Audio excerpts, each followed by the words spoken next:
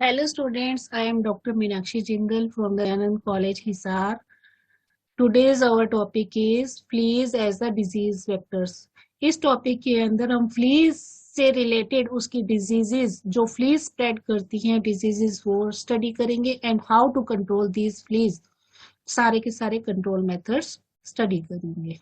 Let's start with the topic. Okay, तो this is fleas as disease vectors. ठीक है, आप इस फोटो में देखोगे कि रैट एंड कैट्स के थ्रू इन्होंने मेनली जो हमारे पेट एनिमल्स होते हैं तो पेट एनिमल्स में कैट डॉग रैट मेनली यही होते हैं तो उनके थ्रू फ्लीज से हमें डिजीजेस होती है क्योंकि जो फ्लीज होती है वो रैट कैट हमारे पेट के ऊपर रहती हैं मेनली. तो हम स्टार्ट करेंगे अपना चैप्टर. सबसे पहले introduction to the fleas. Fleas में ऑर्डर साइफेनोप्टेरा से बिलोंग करते हैं ये. These are the haematophagous blood sucking fleas which feeds on our blood and acts as the ectoparasites of birds and mammals. जब आप इसकी शेप की तरफ जाओगे तो शेप देखोगे आपको नीचे फोटो में भी दिख रही है कि जो फोटो है ये फ्ली की फोटो है. इसकी जो बॉडी है साइड वेज से फ्लैटेंड है, फ्लैट बॉडी है. फ्लैट बॉडी क्यों है? ताकि ये हमारे फर या बर्ड्स के फेदर्स के अंदर इजीली मूव कर सके. अदरवाइज अगर फ्लैट नहीं होएगी तो इनको मूव करने में प्रॉब्लम आएगी, ये मूव नहीं कर पाएंगे, इसलिए इनकी बॉडी साइडवेज से फ्लैट होती है.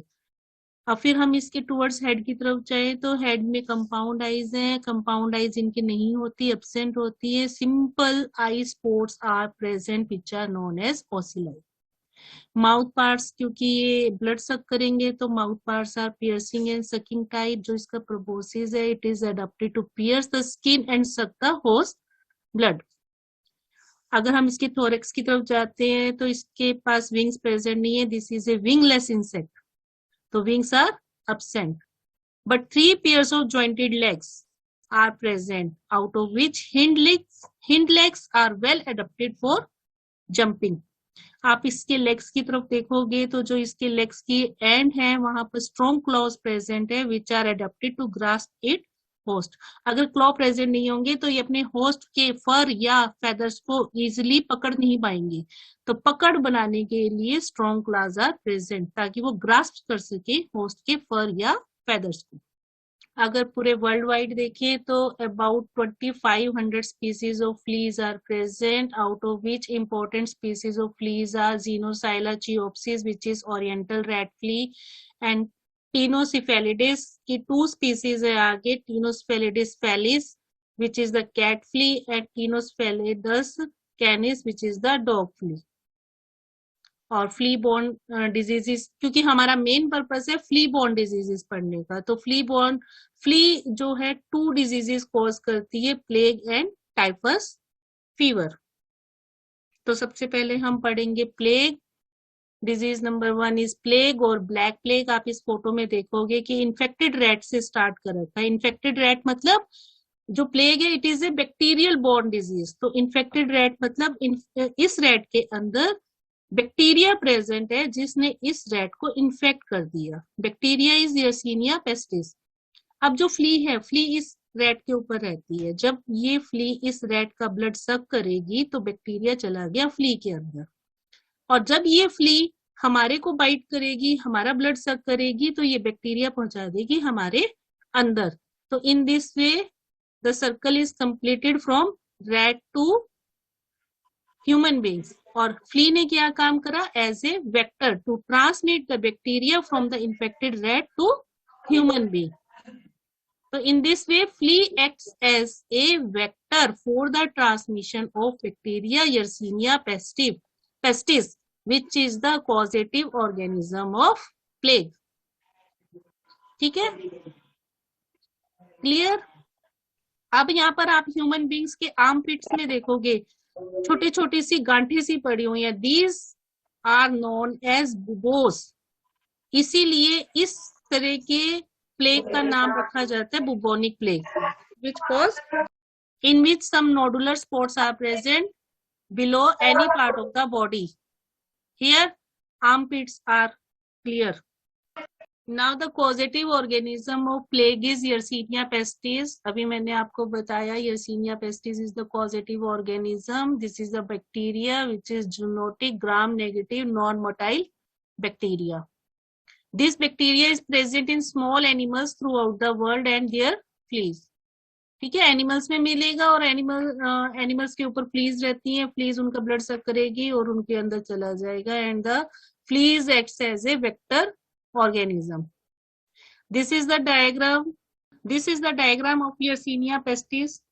This is the diagram of Yersinia pestis. आप इस डायग्राम में देखोगे कि भी सबसे आउटर लेयर है सेल वॉल, ठीक है, फिर सेल वॉल के बाद की लेयर है cell membrane and in the centre there is present chromosomal DNA. अब 3 टाइप्स की प्लास्टिड्स प्रेजेंट है यहाँ पर. आप इसको प्लाज्मिड्स प्रेजेंट है. प्लाज्मिड को आप नाम दे सकते हो प्लाज्मिड 1, प्लाज्मिड 2, प्लाज्मिड 3. ठीक है, अगर आपसे नाम याद हो जाते हैं तो बहुत अच्छी बात है, नाम नहीं याद होते तो आप इसको प्लाज्मिड 1, टाइप 1, टाइप 2, टाइप 3 भी दे सकते हो. वैसे first plasmid towards the right side is PMTI plasmid and towards the left there are 2 types of plasmids which is PCP1 and PCD1 plasmid. आप देखोगे कि बाइपोलर स्टेनिंग लिखी हुई है. बाइपोलर मतलब इस बैक्टीरिया के दोनों पोल्स पर स्टेनिंग हुई हुई है, इसलिए this is bipolar staining. Centre के पार्ट में स्टेनिंग पार्ट नहीं आएगा, सिर्फ पोल्स की तरफ स्टेनिंग पार्ट आएगा. So there is bipolar staining. Cytoplasm is present and around the chromosomal DNA there are ribosomes are present which are clearly visible. This whole bacterial envelope cell wall is surrounded by the slime envelope. Slime क्या होती है? Slime is the unorganized layer which is easily removable. ठीक है, this slime layer is made up of some extracellular material and it is the extra protective covering for the bacteria. Extra protect करेगी ये bacteria को so that bacteria does not easily die. अब हम plague की frequency and history देखें तो frequency के according plague is found through out the world. और अगर हम ईयर वाइज देखें तो सबसे पहले ओरिजिन हुआ था इस प्लेग का जो तो 1347 से 1351 का टाइम है इन Eurasia and death of about 75 to 200 million people are reported. So this type of plague at that time was declared as pandemic. Devastating pandemic. Devastating मतलब destroying, जिसने सब कुछ destroy कर दिया, सबको destroy करके रख दिया.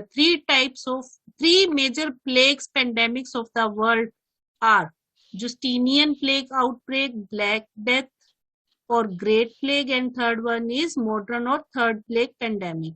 अब हम इन तीनों का कंपैरिजन देखें तो जो जस्टिनियन प्लेग आउटब्रेक है this began in 541 AD and affected much of the Mediterranean basin where as the Black Death in occurs in 1334.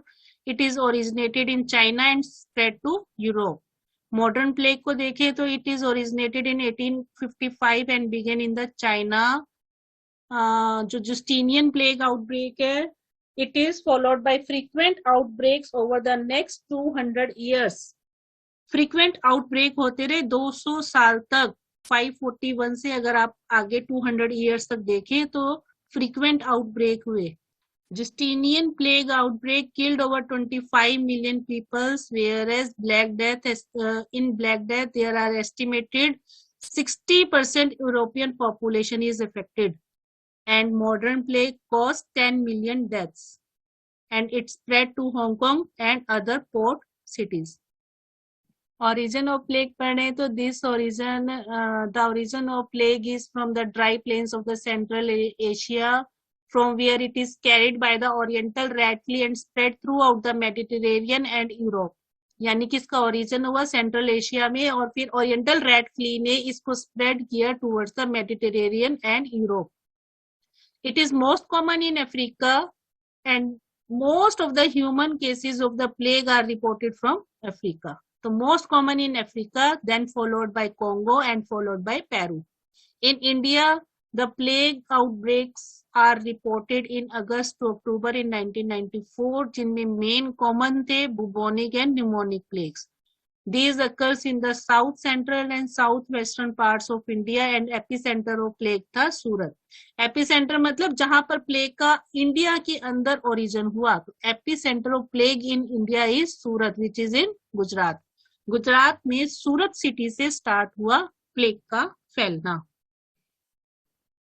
Now 3 types of plagues are bubonic plague, pneumonic plague and septicemic plague. Bubonic, this is the most common form of bacterial infection which occurs mainly in the lymphatic system. Whereas pneumonic मतलब जो air drop से फैले, यानी कि pneumonia type हो गया, air drop से फैलेगी. This is the most lethal form of bacterial infection which affects our lungs. Septicaemic plague के अंदर जो बैक्टीरिया है वो हमारी ब्लड स्ट्रीम के अंदर एंटर कर जाता है. अब बुबोनिक प्लेग की तरफ देखें तो bubonic plague is spread through the bite of the infected rat flea that previously fed on the infected mice, rat और डॉग, जो कि हमने फर्स्ट अपने फोटो में भी देखा था कि भाई आप इसमें भी देखो तो इसमें क्लियरली विजिबल है कि इन्फेक्टेड रैट है जिसके अंदर इन्फेक्टेड रैट को इन्फेक्टेड क्यों कहा, क्योंकि इसके अंदर यर्सीनिया पेस्टिस बैक्टीरिया प्रेजेंट है. जो इस फ्ली ने इस रैट का ब्लड सक किया तो यर्सीनिया पेस्टिस पहुंच गया फ्ली के अंदर, और फ्ली ने फिर हमारे को बाइट किया तो यर्सीनिया पेस्टिस पहुंच गया हमारे अंदर. तो सेम यही लैंग्वेज यहाँ पर लिखी हुई है. Spread through the bite of the infected rat flea that previously fed on the infected mice, rat or dog. Thus, transmission is the best example of hyperparasitism.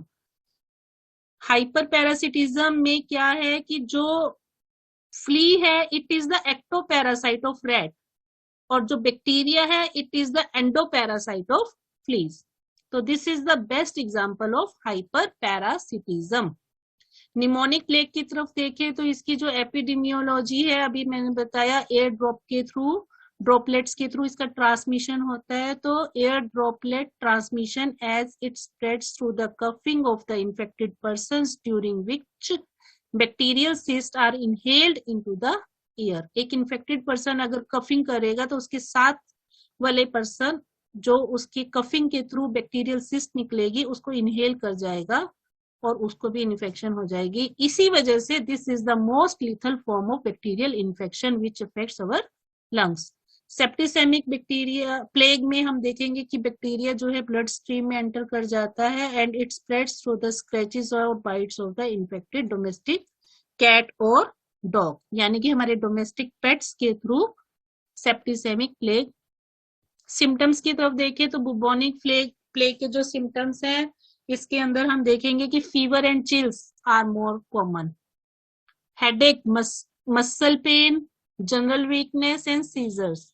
Most peculiar जो symptoms हैं, black haemorrhagic painful swollen lymph glands called buboes typically appear in the groin or armpit or neck reason.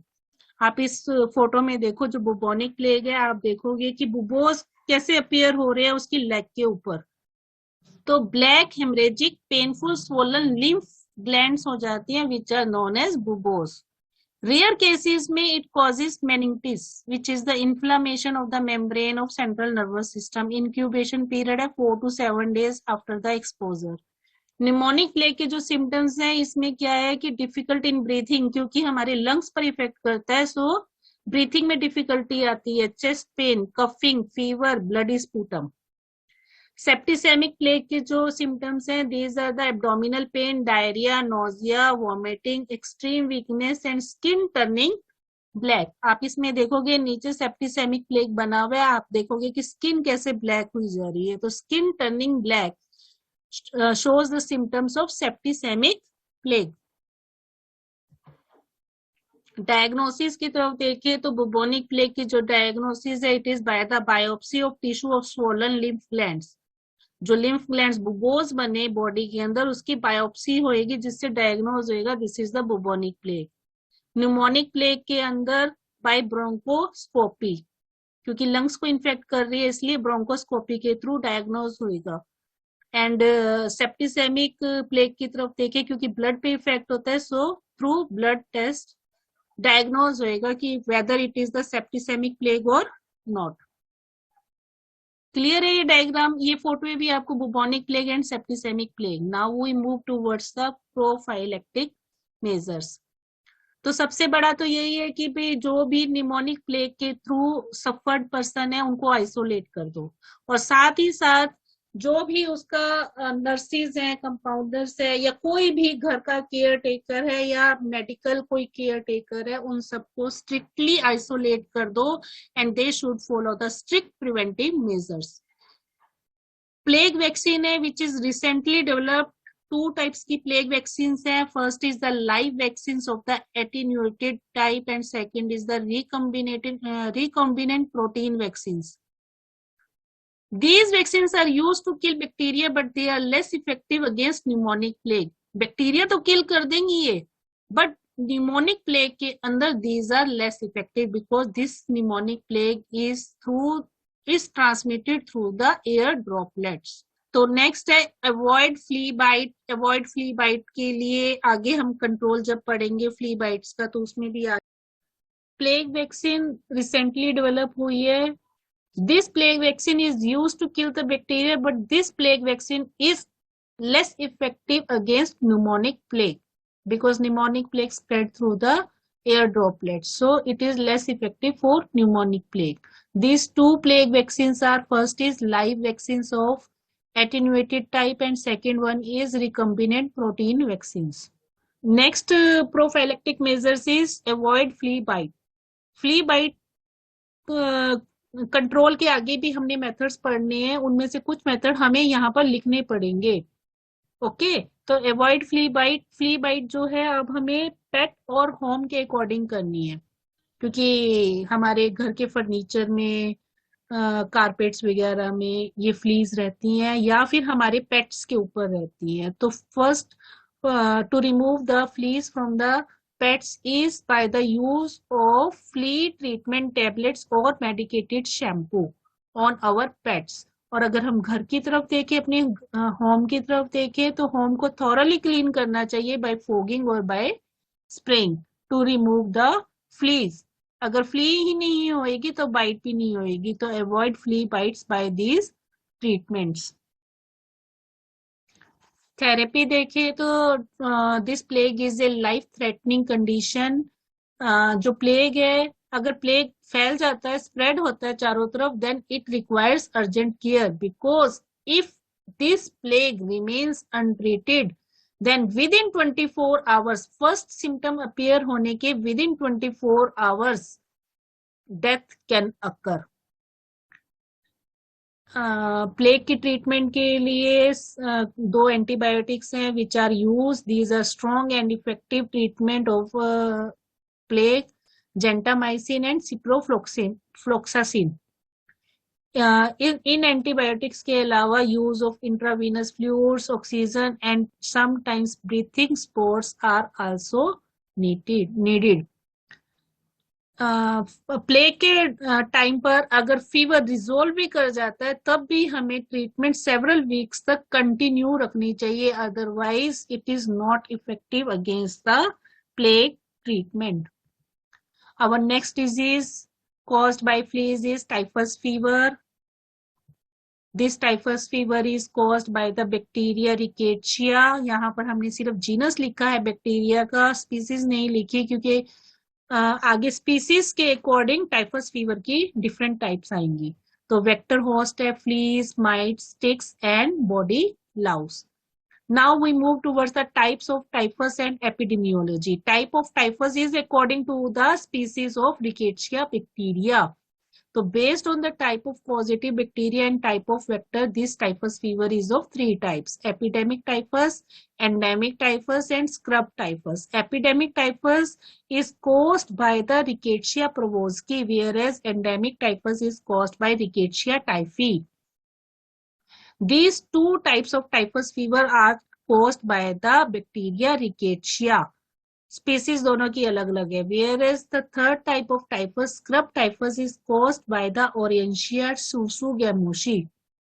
Vector host है epidemic का देखे तो body Laue's है, endemic का देखे तो रैट फ्ली और कैट फ्ली है, एंड स्क्रब टाइफस का देखे तो these are mites in the larval stages. In larval stages mites are known as chiggers.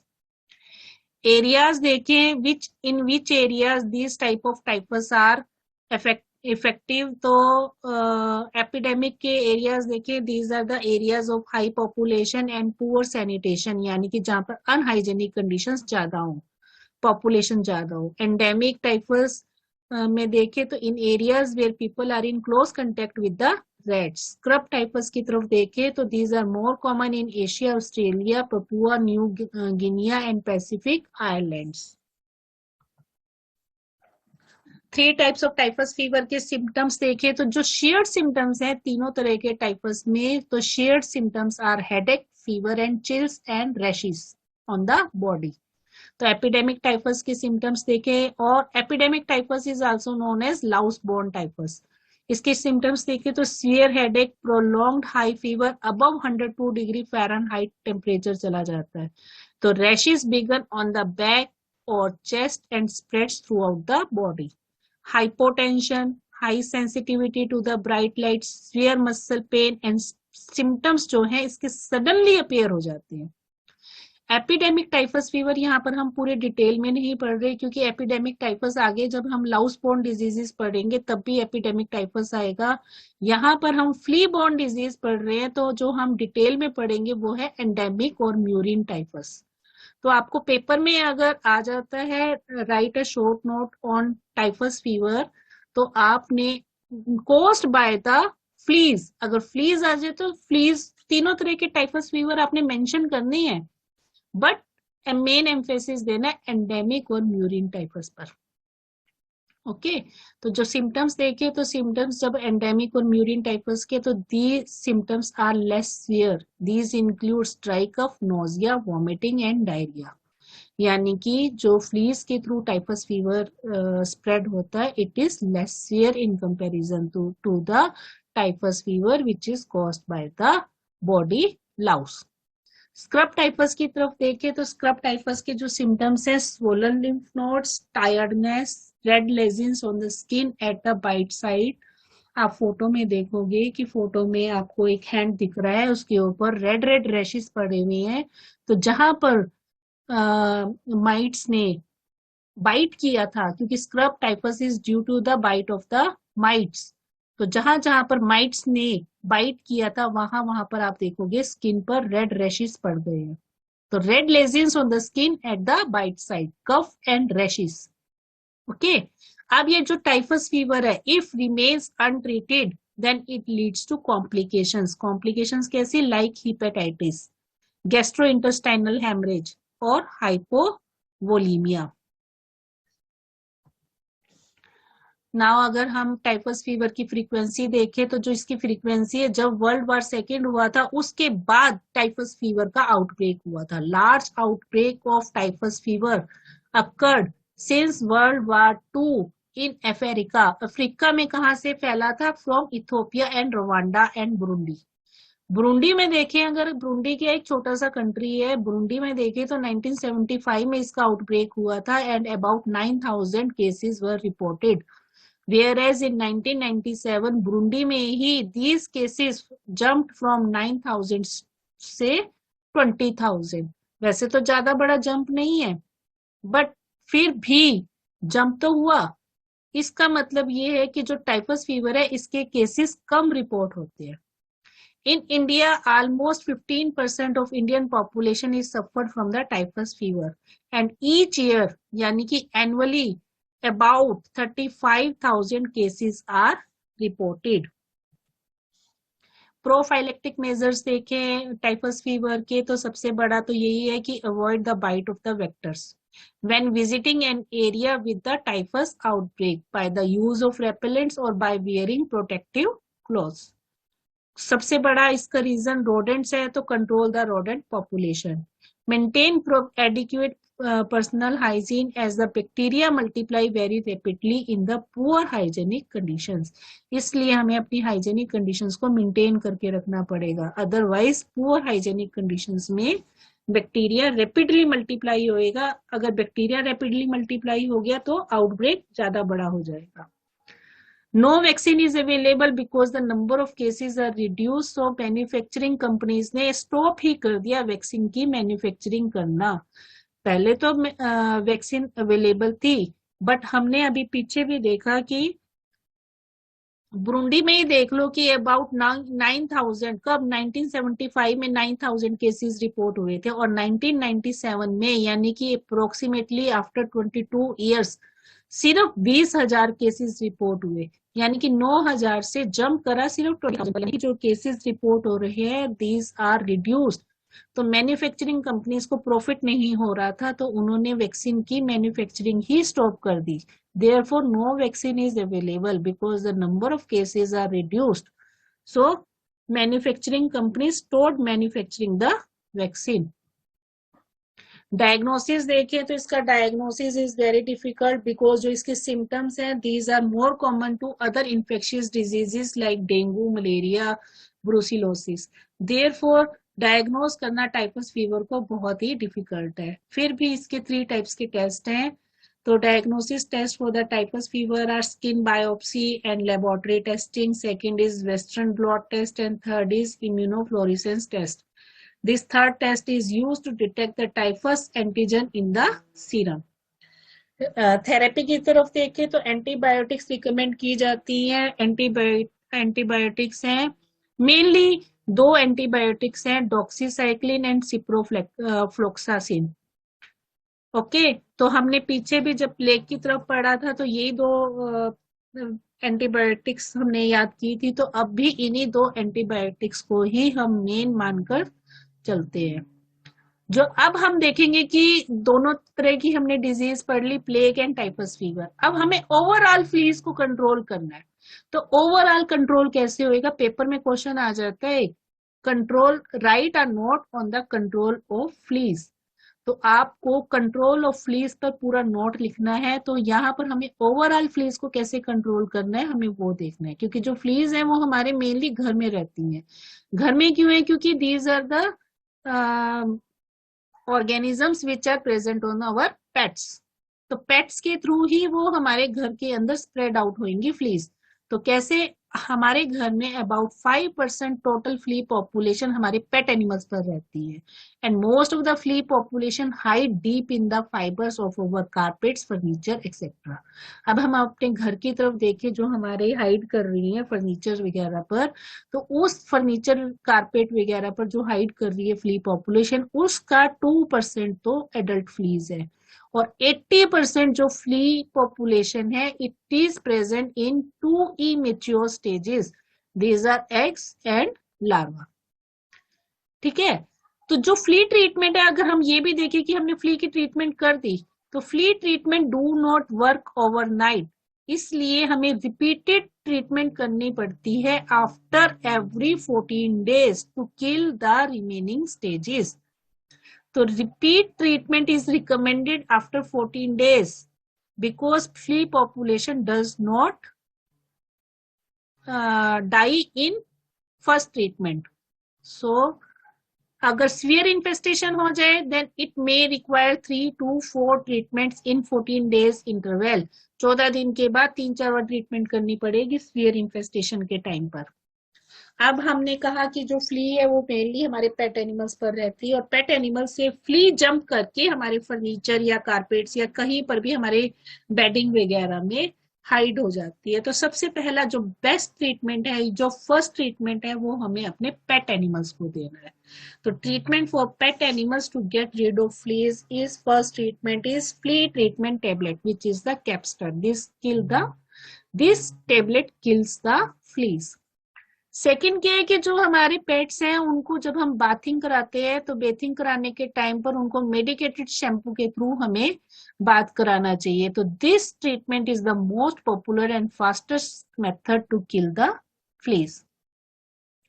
Next third treatment is use of preventive chewables. Chewables में आती है next guard च्यूएबल्स। ये क्या करेंगे? जो फ्ली है वो पेट एनिमल्स की बैक के ऊपर जंप करती रहती है, इस जंपिंग के थ्रू ही वो एनिमल के वन पार्ट से दूसरे पार्ट पर जाएगी, या फिर हमारे फर्नीचर पर या फाइबर्स पर या फिर हमारे कारपेट्स वगैरह पर ट्रांसफर हो जाती है and then they get hide. तो सबसे पहला काम है उनको जंपिंग से रोकना। तो ये जो हमारी च्यूएबल है, this will stop the fleas from jumping back on the pet animals. अगर फ्ली जंप ही नहीं कर पाएगी तो वो हमारे फर्नीचर तक, हमारी बेडिंग तक नहीं पहुंच पाएगी। तो इसलिए उनकी जंपिंग को रोकना बहुत जरूरी है। नेक्स्ट है wash your pets beddings or toys in the hot water so that the fleas which are hiding in the stuffing and toys of the pets are can be removed or can be killed through hot water. अब हमने pets का तो treatment कर दिया। अब जो pets के through हमारे हाउस में या हमारे फर्नीचर में या हमारे फाइबर्स में पहुंच गई, हमें उस जगह से फ्लीज को रिमूव करना है। तो सबसे पहले है use of spray. This is the highly effective method. Spraying is the highly effective method. Spray में हाईली इफेक्टिव कौन सा स्प्रे है? IGR spray. This is the red flea killer carpet. This spray is based on the pyrethrin। ये क्या करती है कि flee को, जो फ्ली हार्ड टू रीच में एरियाज में है, वहां से भी फ्ली को बाहर निकालकर उसकी सारी स्टेजेस को किल कर देगा। तो this is the highly effective spray जो कि हार्ड टू रीच एरियाज में भी जाकर फ्ली को बाहर निकालकर मारेगा। लेकिन बिफोर स्प्रे हमें क्या करना होता है कि भाई जितनी भी लीफ डिब्रीज वगैरह उस जगह पर पड़ी होती है सबको रिमूव करना होता है so that the spray can get down to the soil level where fleas are developing. This precaution should be taken when the spray is done in the soil area। घरों के अंदर अगर हम स्प्रे कर रहे हैं तो simple without removing the leaf debris हम कर सकते हैं, क्योंकि वहां पर पक्के फर्श होते हैं तो वहां पर इतनी जरूरत नहीं होती। लेकिन अगर हम सॉइल में स्प्रे कर रहे हैं तब we have to remove the leaf debris. Next method is fogging of the house so that through fogging we can kill all the stages of the fleas। Next is the thorough cleaning of the house। This is the important step to eradicate the fleas। Thorough cleaning हम कैसे करेंगे? Through vacuum, through sweeping, through mopping। इससे क्या होएगा कि हमारे carpet में या फर्नीचर में कहीं पर भी फ्लीज या उसकी कोई भी स्टेज है, then the stages come out and we can eradicate them। So I think it is now clear how fleas acts as a disease vectors।